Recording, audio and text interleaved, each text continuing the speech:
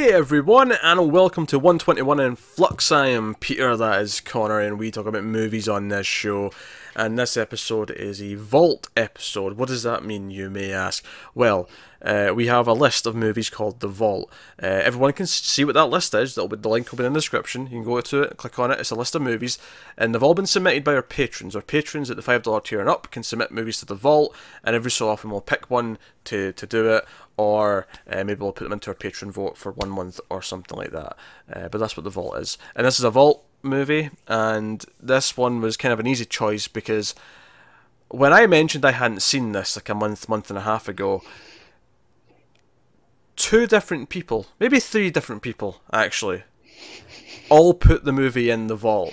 So when it came time to pick one, it was like, well, there's only one that multiple people put the same thing in of, so it should probably be that next. Yeah, people want you to watch this, clearly. So when this came up, it was like, I've already seen this, so... So now you're going to listen to 2 grown men talk about a film called Mean Girls. Yes, you are. Yeah. This is going to be fun. I don't know what part of me hopes that you hated this. Joe, it's funny. Just to add, for me personally, there's something else as an added layer to this. I've had a friend since around 2012, right? Who, and I mean, I've been friends with him before that, but from about 2012, when it was realised that I hadn't seen Mean Girls, she has been trying to make me watch Mean Girls for the last 5-6 years, and I kept refusing, mostly just to annoy her. I'm not going to lie. I was going to say, was there a good reason for refusing? Oh no, than that? there was no reason. But that's a pretty good reason. Like, don't get me wrong. I've done the same thing myself.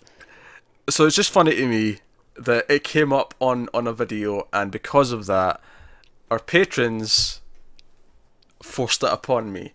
So here we are. We're going to talk about Mean Girls. We will start spoiler free as we always do, and we'll warn you before we go into them. So yeah, Mean Girls. Mean Girls came out in 2004. It is a film starring Lindsay Lohan before she drove her career off a bridge, and that's the good thing. So that's a nice way of putting it, isn't it? I'm watching this movie, and like I'm so used to her looking like she's, you know, made a lot of mistakes. Like, she has that look in her face all the time, you know? So, yes, she does. So it's a mixture of too many drugs, plastic surgery, and just a few other things, but she has that look in her face all the time. And I'm watching this, and she's meant to be the nice girl, you know, and I'm like, come on now. And I get that in 2004 you didn't have any of this knowledge. That was before all of that, yeah. But watching this now, in 2018, that's the first thing I was thinking when she popped on the screen. But yeah, so it's a movie about her and she's just moved to this school. It's the first proper school she's went to. She's been homeschooled in Africa because her parents worked in Africa, but now her mother's got a job in the university, and she's going to a regular high school in the city, and it's about her trying to fit in and kind of basically discovering the classic cliques and, you know, tropes of teen movies. And kind of try to survive that. And as always with, you know, movies and TV, it takes all the ideas of what people might be like in high schools and turns it up to about 15. Not 11, not 12, not 13, not 14, 15. Yeah, no. That's my favourite part of these sorts of movies, is just, it's so over the top and unbelievable that it's just stupidly fun. The cliques are based in some truth, but like it's a lot more subtle in real life, and it's like not as segregated. whereas in these types of movies, and this specific, it's like no. This group sit at that table at lunch. This group sit at that table. I'll defend the segregation, not the specific tables. That table is always their table, but in my school at least, it was very segregated. I mean,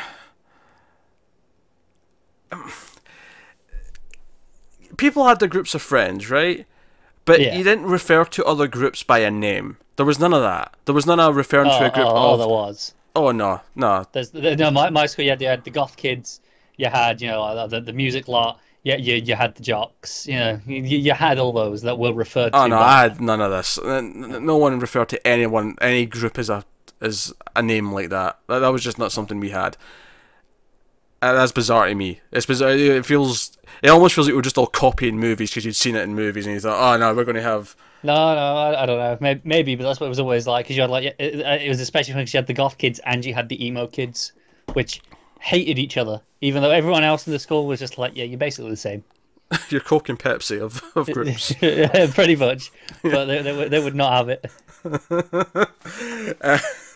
So you've got that going on, and she ends up befriending Lizzy Caplan, which, by the way, seeing some of the people in this movie who are playing teenagers made me feel really old, because I don't think of any of them as teenagers, and I never really have. No, I don't think they were that much older, really, at the time. Oh, well, they would have been older, but... No, yeah, older than what they're playing, but not yeah. significantly, I don't think. I mean, they're all older than me, so I mean, I'm not saying I feel old in the sense that, I'm this old, but now you look at these and go, they're not a teenager. You don't think of them in that role. Yeah, I don't think of Rachel McAdams. I've never thought of Rachel McAdams as a teenager because I never saw this. Like, to me, Rachel McAdams has always been a fully formed adult woman. Yes. And I was Seyfried, I did see Veronica Mars, which was, started the same year this came out, so I mean, I guess that kind of lines up. But Lizzy Caplan, I first saw her in Cloverfield. Like, yeah, again, she was, an adult, and so on. And Tina Fey and Amy Poehler just look the same. They've not aged a day. They haven't. They've not aged a day in 14 years. Amy Poehler looks better than she does in this movie because of the role she's playing here is very trashy. So yeah, she just looks better naturally. Oh yeah, sure, but that's not just because of time. When she went home from set that day at work, she'd have looked better when she went home. Oh, definitely, yeah. But it's funny seeing this now, like 14 years old, and going, yeah, but she looks better today. Yeah, so she befriends Lizzy Caplan and her friend, and they're like. They're kind of like have an attitude, but they kind of end up helping her, and they kind of point out who all the other groups are, particularly the Plastics, which are this trio of popular girls who are our main kind of mean girls, if you will, who end up kind of trying to befriend her as well. So Lizzy Caplan and Lindsay Lohan's character, like, oh, you can infiltrate them, you can hang out with them, and then come and tell us all the stupid things they say, and then it kind of develops into try to sabotage them. But then the ultimate sort of lesson of the film is that she kind of becomes one anyway through imitation, and then has to learn that she's become a mean girl herself. Yes. But what I think's funny is... I'm really waiting to see if you enjoyed it or not. You could literally just rename the movie Bitches, because I mean that's what a mean girl means, is a bitch. Yeah. I just... it's what to be more risky. They could have done that, but hey. So, do you like it? Oh, I think it's a great movie. I have a blast with this movie. It cracks me up.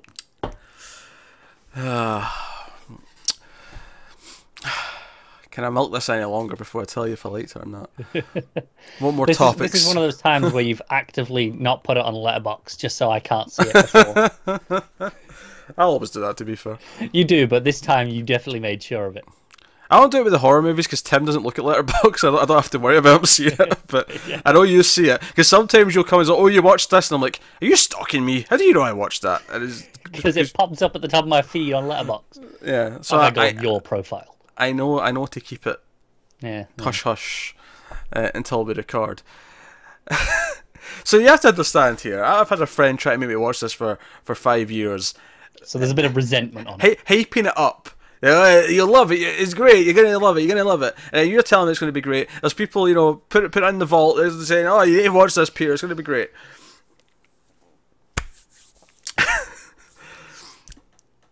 It is a fine teen movie. I think that is the most I was expecting out of you, to be honest. I did not have a bad time watching it. I laughed at some jokes. I thought it was an easy watch. I don't think it's on the pedestal that everyone else who tries to get me to watch it seems to think it's on. But it's fine. And here's the thing. Here's a weird thing, and this is not the movie's fault. But because I watched it now in 2018, I look at the Plastics and go, "This is a poor man Chanel's." That's my thought. Right? I'm like, I want the Chanel's.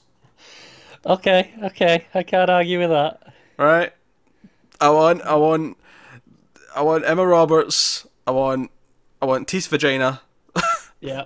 And I want young Leia. I want those three. Yeah, so I can't argue with Right? that. Look, as much as I like this movie, it would be improved with those three. It It just would would. be. It absolutely would be. But but it's fine. Like, it's fine. I liked it well enough. I didn't love it, but I liked it well enough. It's good enough, I suppose. So that's all I really expected from you. But well, like I said, I did kind of want you to hate it and be going just there. Why am I watching this shit? I mean, there's. I will say this. I mean, I can't really say still spoilers, but there's a joke that made me laugh out loud, and then they completely neutered it, and I couldn't help but feel that it'd have been way funnier had they just went with it. Admittedly, the entire last act would have had a completely different tone, but oh my god, I have no idea where you're going with this now. But all right, full spoilers. We're just going to full spoilers. Who's not seen Mean Girls at this point except me? Right? So, that's a good question. So, full spoilers. All right. So what's her name? I think it's McAdams' character, Regina George. Right. Yes. So she gets hit by a bus. She does get hit by a bus. Yeah. And Lindsay Lohan's narration goes, and that's how Regina George died. Honestly, they should have cut to credits there, and I would have laughed hysterically for the rest of my life. I would have laughed I was laughing hysterically, and then she went, nah, not really. And I went, no! You just ruined it! That was hilarious! I thought she was dead! Thingy, right? Cruel Intentions. Cruel Intentions? Yeah, you seen that? I have, but it's been a lot of time. Did that end with a shock death? Spoilers for Cruel Intentions if we're talking about that. I feel like it's a play from what I remember. I think there was a car crash. I don't remember. Yeah, maybe the car crash. I don't remember it being as out of nowhere as this. No, that's fair. I remember a really sloppy lesbian kiss, and I remember Ryan Phillippe being an iffy actor, and then Sarah Michelle Gellar being a bitch the whole thing. That's all I really remember about that movie. It's been a long, long time. Guess we'll have to do that someday. Oh, no, that's not. Do you not? Oh, I know what movie I'm making you watch. I don't like Reese Witherspoon, so. Oh. Do you not? No. Okay. I don't know why. For some reason, I've taken a dislike into her. Her face annoys me. It's not rational. I know. I can't really argue this. It's like, sure. She's awful. Fine.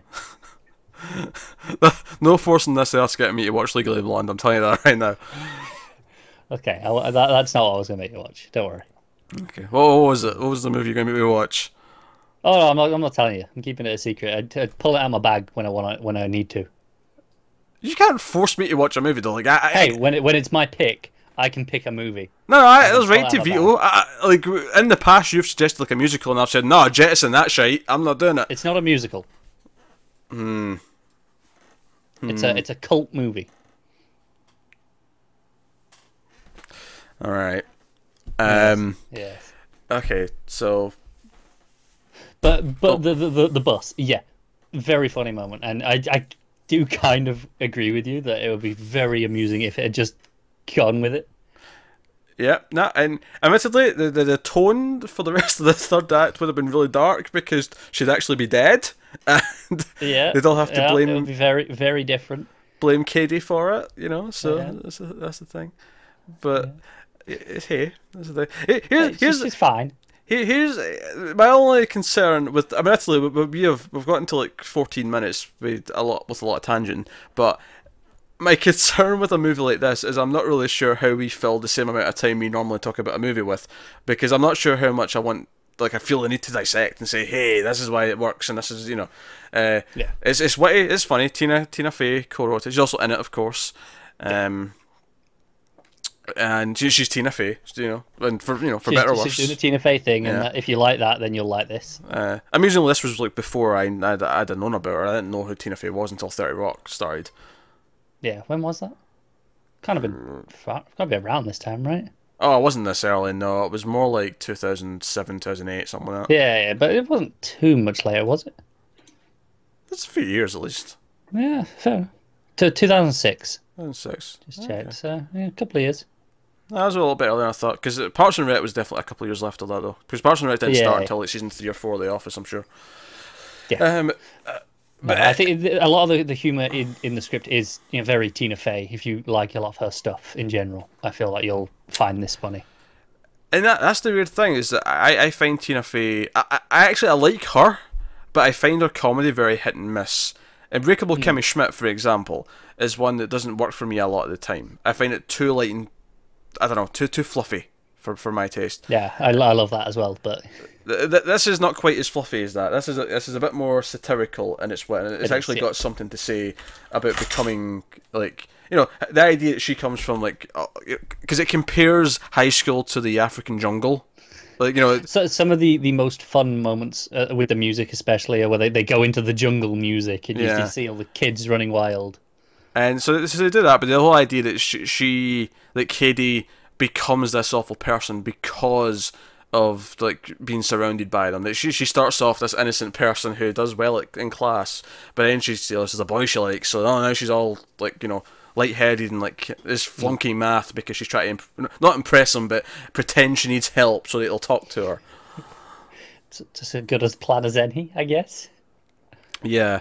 Joe, it's funny because they got to a point where they had a small joke that the gym teacher was having sex with a student, and I thought, oh, this feels dated. Oh, like no one would make jokes about this. And then, to be fair, they actually then arrest him for it and treat it quite seriously when it's brought up later on. And I'm like, oh, okay, right, so they treated it properly. That's weird. It's weird that because it's a legitimate little laugh when you find out, but then later on it's like it's taken very. Do you know what the worst part is as well? There's a follow-up laugh.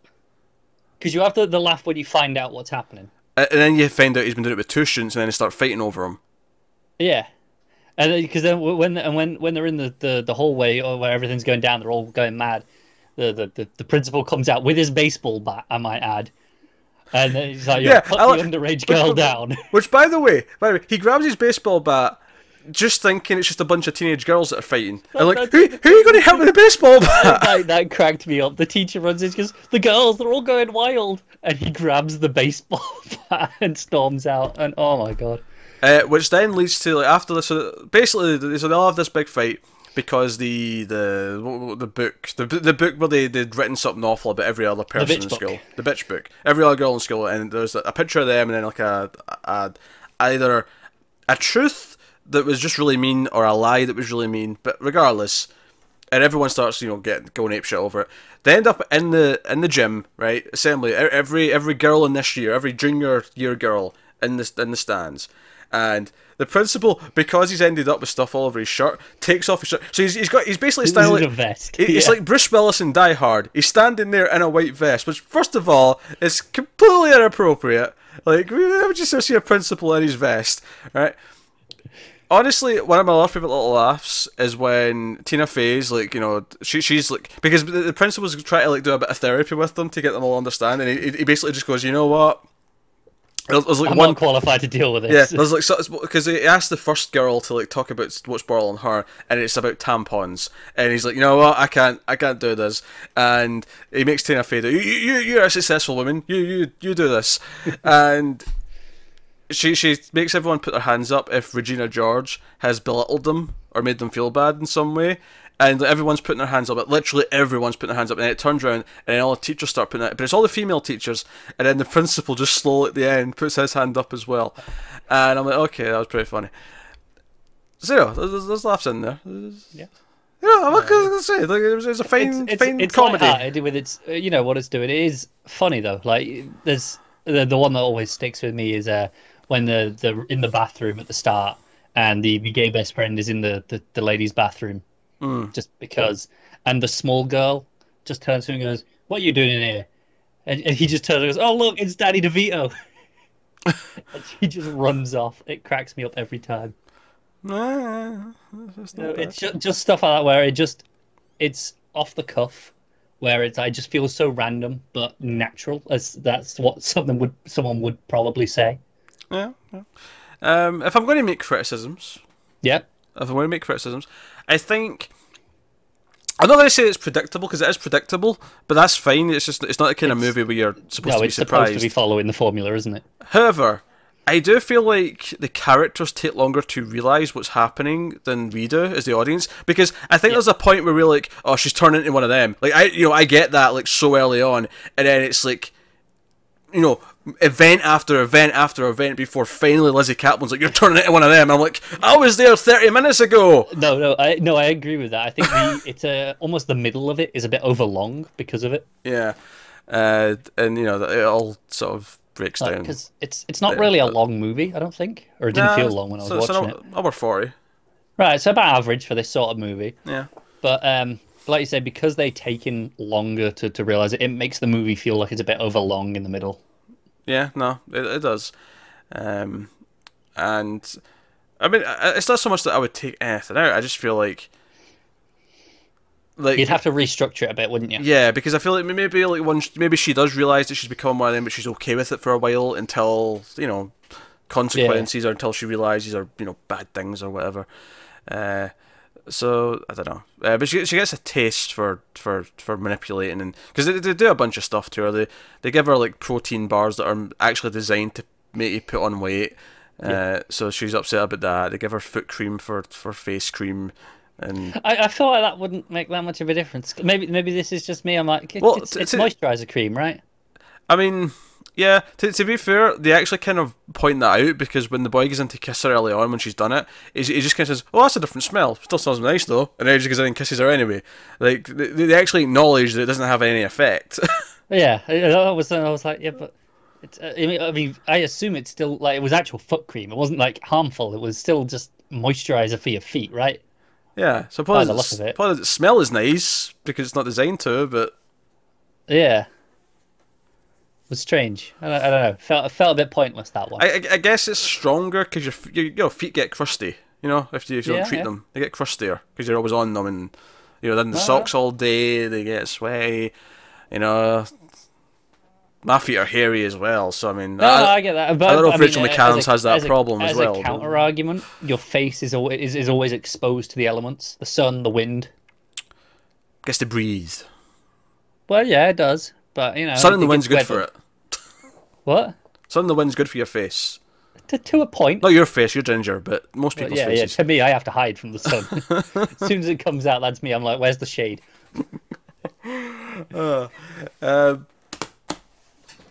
Aye. So yeah, there was. I thought the Jingle Bell Rock scene felt like. What a sexy scene in the middle of the girls dancing. I felt like it was just there for that more than it was. I thought it was particularly weird. Obviously, her parents, acknowledge it and like, hey, what's going on here? This is weird. Yeah, they're basically being not quite strippers, but they're doing a sexy dance. Yeah, exactly. And it made me laugh that no one else in the school acknowledges it weird. They all just because. They set up that they've been doing this same routine for years. Which, yeah, and to be fair, they're supposed to be, 17? Like, so they've been doing this... I think, 16 maybe? So they've been doing this for, since they were 13? Right, exactly. And like, at this point, it's not a shock to anyone else in the school, because they're like, yeah, okay, we saw it last year as well. Yeah. All the parents... Because this is an audience of parents and other students. Yeah. And they're doing this I sexy imagine dance. the first year everyone was horrified. Yeah, I don't know. Did they get away with it almost because they're so young that it just feels silly? Oh, that's a fair point. But then it's at a point now where they're getting to that age where now everyone's starting to look a bit older. So now it's just creepy as shit. I mean, obviously all the actresses are actually older, but I mean, like, just in the context of the character point of view. Yeah. It's just like, okay, this feels like the gratuitous scene just so we can have this to put in the poster or in the trailer or whatever. Yeah, probably. Yeah, so that's a critique. I don't have much else to say about it, though, to be honest. I mean, I think all the characters are likable or hateable, depending on what they're supposed to be. Sure. And you have characters like Amy Poehler being the trashy mum, which is kind of fun. It's not something you don't see her do that as much anymore. I like the head of the mathlete team. Yeah. When he rips open his shirt when they win the competition. Yeah, and he's like, and he does his rap. Yeah, he does his rap. Yeah, he does his rap at the talent show. Yeah. He goes all out with it. The kid does. He does. Yeah, he really sells it. Yeah. Yeah, characters are likable. pretty much through and through. Like the main adults we meet, most of the teens we meet. Even like I said, the mathlete guy, like he's not a big role. He's really only in a handful of scenes, but he's memorable. But yeah, he's memorable. Yeah, so I think it's actually quite a credit to the writing that so many of the characters are memorable, even when they're only in little side bits. And I'll give it credit. I think when Tina Fey's giving her speech to all the girls in the year, and she makes them put up their hands. Oh, have you ever had someone talk about you behind your back? And then like, oh, have you ever talked about anyone behind your back? And they'll put their hands up both times. And he's making this point. And then she's like, yeah, and stop using words like slut and whore. Like you're just making it feel okay for the boys to use all those words. Like stop it. Like, I was like, okay, you're making a point, little, moment here. Like, this is actually a nice little message for everyone. Especially, assuming a lot of girls who are like say 14 to 16 will be watching this movie. Yeah, this is good. This is good stuff. Contrary to that, though, I thought the speech that Lindsay Lohan gives when she wins the Queen Award a bit cheesy. Was a bit cheesy, really on the nose, and I mean, I did like the shot when she snaps the crown, and like some of the popular girls, oh, you just snapped the crown. What's the crown? What are you doing? I like that the principal constantly like you don't have to give a speech. You can kind of just go. He's like, I don't know what to do with this. She's game. She wants to give a speech, and although I will say this, she snaps the crown into pieces and gives like a little bit to every person who should have won, and some other people. You forgive this, but ugly fat girl, here you have a piece. You're important as well, and so on and so forth. I did feel though it got to a point where I'm like, wait, this is too many pieces. The crown wasn't that big. No, there's a point at the end where she just kind of throws it into the crowd, and you can see like at least 5 or 6 different pieces. I'm like, I swear she just snapped it into like 3 or 4 big pieces. Yeah, there's far too many pieces of this crown, and you see like everyone holding their piece, and it looks too big because the whole thing was only this big, and it was like. Yeah, I mean, well, let's play. It was more of a tiara than a crown, because. Oh, tiara, yeah, sure. Yeah, crowns go all the way around, so there would be more of it. Yeah, the king had the crown. He had his full crown. She had a tiara. So there's even less of it to share. Is my point here. No, that's right. No, that's a fair correction. But yeah, I mean, it's a minor. I'm not really complaining about it, but it just I just stuck out to me during the scene. I'm like, how many pieces of this goddamn tiara are we going to throw at the crowd? Exactly. I will agree that is maybe a bit cheesy with the speech, because it's like, okay, we just had a pretty good speech that felt like, okay, now that's the end speech of this message, and then we followed it up with this. I'll tell you what I like about the ending, though. And this actually kind of in a weird way, obviously it's very turned up, again, because it's a movie, right? But it does actually kind of mirror in a weird way what I actually experienced at school. Where at the end of the movie, where you see like the next year where they're all seniors, and there's even a moment where we see that Regina's like she's on the sports team now, and everyone's kind of often done their own things, but we see that when Regina walks past Katie, she gives her a little nod, and like so they acknowledge each other. So they're not best friends or anything like that, but they're willing to live. So again, that was something I thought was very natural, in the sense that people grow out of their cliques and end up in a different one. Well. I wouldn't necessarily. That's not what happened in my school. Is that people ended in different ones. It was just what I was getting at is the whole idea of everyone being kind of separate kind of breaks down a little bit. Now people are still in their friend groups. Like people don't just start like being best friends with other people, but they stop treating other groups like they're other people they can't talk to. Like they start being civil to one another. They started being everyone starts acting a little bit more grown up. So the idea that they all started to feel like that in that last scene, in the epilogue, I thought, oh, this actually feels very realistic. As much as the rest of it doesn't feel realistic and it's all like really heightened and like super absurd. Like the idea that they all grew out of this for the next year actually, for the last year actually feels very reminiscent of what I actually experienced in school. And then there's obviously the fun little joke where they look over and they see that the year below them there's like 3 girls who are in the new plastics. I'm like, yeah, because there's always those people in the earlier years, but then you get to the last couple, everyone kind of grows up a little bit, and so as much as it's very turned up to 11, it's very heightened. It is actually speaking to something true, which, to be fair, is exactly the sort of thing I like in the hit television show Buffy the Vampire Slayer, because high school feels like hell. This high school's on the hellmouth. That's true. There's a danger to having sex when you're a teenage girl. Oh, she had sex with her boyfriend. Turns out he's lost his soul and now he's an evil vampire. Like it took everything and made it literal. The sex education in this school was awful. Yeah, he's like, don't do it, don't do it, don't do it. Take a condom before you leave. That was basically the scene. Which, by the way, it was the gym teacher who was having sex with two students, might I add, who was teaching sex ed. Yeah, it was amusing. Yeah, yeah. So, you know. No, I think that's the movie's greatest strength for me, is that it manages to be funny and natural. Like it's turned up, but it's recognizable in the sense of, okay, you can see how this is based on reality for most people. It's ultimately got something to say about growing up, and it does have those nice little moments where, you know, it has that little speech from Tina Fey where she actually gives some advice and say, hey, maybe don't do this, because it normalizes it, and, you know, it makes everyone else feel like it's okay to see these things. So it actually had a point. That said, I will never get tired of in Scream Queens when Emma Roberts wakes up and she's like, morning idiot hookers. Like, you know, I'm never getting old. That's never getting old. No, it's not. I love it. I love it so much. But I miss Scream Queens. Oh, so yeah, I'm probably due a rewatch of that soon. I feel like that's going to be a really easy like binge rewatch when I'm in the mood. Yeah. You know, just two seasons. It's 23 episodes. It'll just go down nicely. Yeah, they anchor that show, and it's like nothing really matters except the heightened stupidity of it all. The Chanels. Chad. I was going to say him next, but no, it's the other one. Rent a Denise. Cop who becomes an actual FBI agent in season 2. Yeah, Denise, isn't it? Denise. Yeah, there you go. Yeah. That's the core. The Chanels, Chad, and Denise. That's all you need. Everything. I mean, sure, other people have their moments, but absolutely. But those are the core. Those are the ones who completely make that show. Yeah.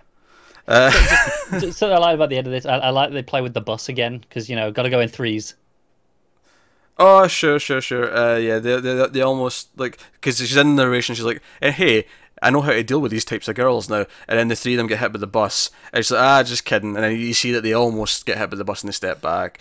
And I'm like, nah, it's just anybody hitting the bus. Like, no, still have her say just kidding, but just have them hit by the bus, cut to black, and just go, just kidding, and then credits roll. Yeah, that might have been funnier. Yeah, but again, minor quibbles.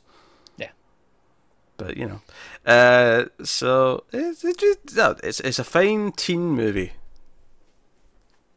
Yeah, can't argue with that. I don't know what reaction. I just really like teen movies, so. I like a lot of teen movies, but you know, ultimately, I like when they add like another element to them. Like, say, I don't know, yeah, because obviously Buffy has the vampires and demons and stuff mixed in with it, or even something. Now this got slated at the time, but I actually really enjoyed it. Barely Lethal, where it's like Haley Steinfeld and she's like a spy, but she's like trying to be a teenage girl at high school. I like that movie. I think that's a great movie. Yeah, people, you know, didn't get a lot of good reviews, but I was into it. So you know, I didn't understand the reception to that at all. It made no sense to me. I don't know. I thought that was fun, but you know, so no. I enjoyed Mean Girls. Make of that what you will. But it wasn't a life-changing, altering event. Have you told your friend you've seen it yet? I did. I sent her a message with a screenshot of the title screen and said Happy Valentine's Day. Because I realised it was Valentine's Day, and I thought, you know what, this'll seem like a treat, even though I'm just doing it anyway. That is appropriate. Yes. Yeah, I suppose we'll rate the movie. I'm obviously going to be significantly higher than you, because I'm going 8.5, because I could watch this any day. I think it's a great fun movie. I think it's got a good cast. A lot of faces that I know from later on. I mean, Lohan's fine in it. Obviously, we can joke about where her life's went since, but yeah, but there's nothing wrong with her performance here. But I mean, obviously, you get Faye and Poehler, it's weird to call them the veterans, because I feel like at the time no one really knew who they were unless you were watching Saturday Night Live. But you know, you got Amanda Seyfried, who has went on to other things. Lizzy Caplan's went on to other things. Gretchen, Lacey Chabert's character, like she seemed familiar to me, and I couldn't quite place her. But she's done a lot of voice work and stuff. She's been in various things. Maybe that's just where it is, because I feel like I can recognise her as well. Maybe it's just a voice that I'm hearing, I've heard somewhere. So Principal was very good. So yeah, there was a good strong cast. There was, yeah. Throughout.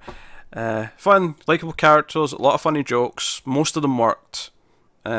Some problems, like I said, but ultimately, I can't really fault it and say that it's anything less than, say, an 8. Not really. Oh, okay. I was expecting you to be like 7 tops.